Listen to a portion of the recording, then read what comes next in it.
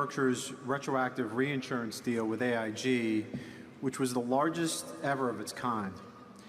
Based on AIG's track record of reserve deficiencies and the opportunity for Berkshire to invest the float, what is your level of confidence that this contract covering up to $20 billion of AIG's reserves in return for $10 billion of premiums will ultimately be profitable for Berkshire?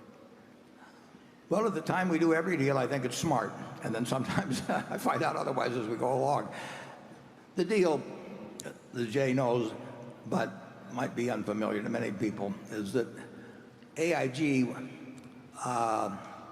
transferred to us the liability for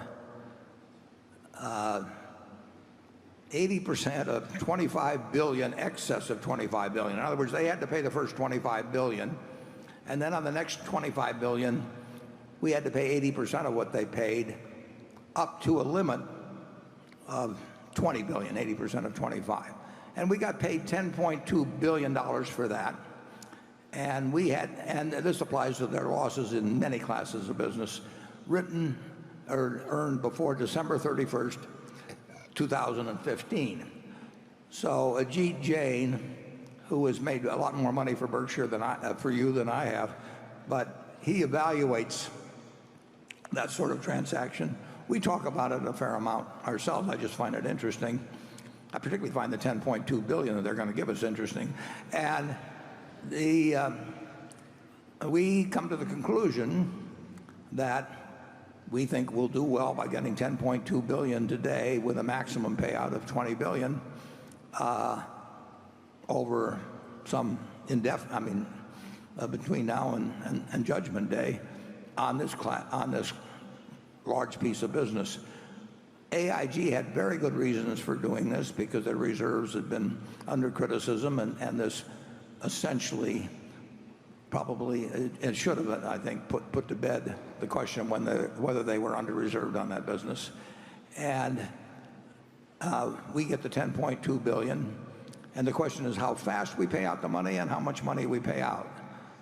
And Ajit does 99% of the thinking on that, and I do 1%. And we project out what we think will happen. And we know whatever our projection is that it will be wrong, but we try to be conservative. And we've done a fair amount of these deals. This is the largest. The second largest was a creature that was formed out of Lloyd's of London some years ago. And we've been wrong on one transaction that involved something over $1 billion of premium. I mean, clearly wrong. And there are a couple of others that may or may not work out depending on what you assume we have earned on the funds. But they're okay. But they probably didn't come out as well as we thought they would, though. But overall, we've done okay on this. It's less okay when we're sitting around with $90+ billion of cash. So the incremental $10.2 billion we took in the first quarter is earning us peanuts at the moment. And peanuts is not what fits into the formula for making this an attractive deal. So we do have to assume we'll find uses of the money, but the money will be with us quite a while. And I think our calculations are on the conservative side. They're not the identical calculations that AIG makes. I mean, we come up with our own estimate of payouts and all of that. And I think it was quite a good transaction from AIG's standpoint, because they did take $20 billion of potential losses off for $10.2 billion, and I think they satisfied the investing community that they were quite unlikely to have adverse development in the period prior to 2015 that was not accounted for by this transaction. Charlie? Well, I think it's intrinsically a dangerous kind of activity, but that's one of its attractions. I don't think there are any two people in the world that are better at this kind of transaction than Ajit and Warren. and nobody else has had the experience we've had. Just get me in a lot more of those businesses, and I'll accept a little extra worry. There's one thing I should mention too, that we actually were the only insurance operation in the world that would write that sort of a contract, and that where it would be satisfactory to the other party.